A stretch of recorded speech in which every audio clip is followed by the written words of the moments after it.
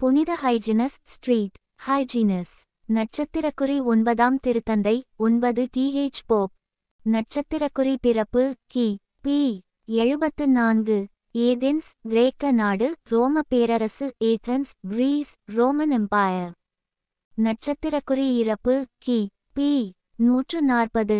Rome, ரோம பேரரசு, Rome, Roman Empire. பிறப்பால் கிரேக்க நாட்டைச் சேர்ந்த ஹைஜினஸ் ரோம் ஆயரும் கத்தோலிக்க திருச்சபையின் 9ஆம் திருத்தந்தையும் ஆவார். இவர் ஒரு புனிதராகவும் போற்றப் பெறுகிறார். இவர் கி.பி.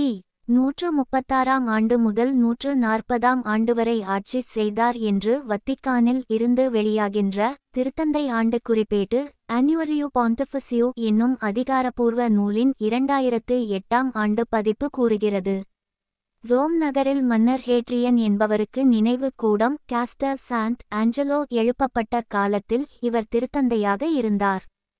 ஹைஜினஸ் என்னும் பெயர் கிரேக்கத்தில் நலமானவர் என்னும் பொருள் தரும். இவர் ரோம பேரரசன் மார்க்கஸ் ஒரேலியஸ், ரோமன் எம்பரர் மார்க்கஸ் ஆரீலியஸ் என்பவரின் காலத்தில் கிறிஸ்தவ துன்புறுத்தல்களால் மறைச்சாட்சியாக கொல்லப்பட்டார் என்றும் கூறப்படுவதுண்டு. ஆனால் அதற்கான ஆதாரங்கள் எங்கும் காணப்படவில்லை. வாழ்க்கை குறிப்புகள். திருத்தந்தை ஹைஜினஸ் கிரேக்க நாட்டில் ஏதென்ஸ் நகரில் பிறந்தார் என தெரிகிறது. இவர் ஒரு மெய்யியல் வல்லுநராக அல்லது மெய்யியல் வல்லுநர் ஒருவரின் மகனாக இருந்தார். திருத்தந்தையர் நூல் லைபர் பாண்டிஃபிகலஸ் என்னும் பண்டைய ஏட்டின்படி ஹைஜினஸ் குறுப்பட்டத்தின் படிகளான கீழ்நிலை படிகள் மைனர் ஆர்டர்ஸ் என்னும் சடங்குகளை ஏற்படுத்தினார். அதுபோலவே திருத்தொண்டர், துணை திருத்தொண்டர் என்னும் பட்டங்களை ஏற்படுத்தி அவற்றை குருத்துவ பட்டத்திலிருந்து வேறுபடுத்தினார்.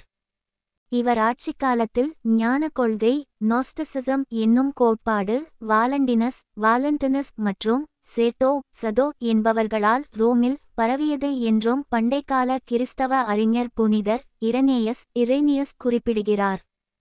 செட்டோ தன் தவற்றை ஏற்று மனம் திரும்பினார் என்றும் பின்னர் மீண்டும் தவறான கொள்கைகளை பரப்பியதால் சபை விலக்கம் செய்யப்பட்டார் என்றும் புனிதர் இரேனியஸ் கூறுகிறார். பண்டைய மரபுப்படி திருத்தந்தை ஹைஜினஸ் அந்தோனினோ பியோ என்னும் மன்னரின் காலத்தில் கிறிஸ்தவ விசுவாசத்தின் பொருட்டு கொல்லப்பட்டு மறைச்சாட்சியாக உயிர் நீத்தார். வத்திக்கானில் புனிதர் பேதுருவின் கல்லறை அருகில் இவர் அடக்கம் செய்யப்பட்டார். விடப்பெரிது பணிகள்.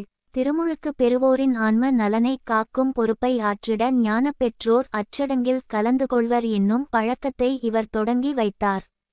இவருடைய நினைவு திருநாள் ஜனவரி 11ஆம் நாள் கொண்டாடப்படுகிறது.